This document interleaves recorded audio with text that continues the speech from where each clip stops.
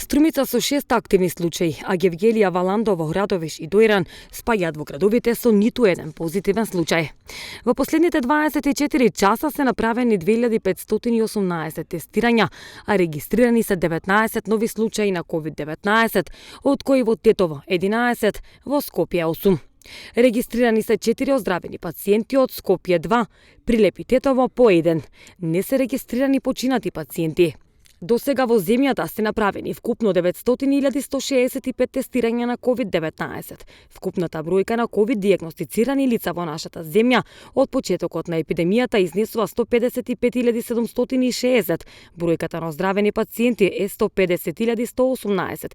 На починати е 5.486, а бројот на активни случаи изнесува 156. Делта варијантата на коронавирусот се шири и во Македонија. До сега се регистрирани 10 случаи на индискиот сој.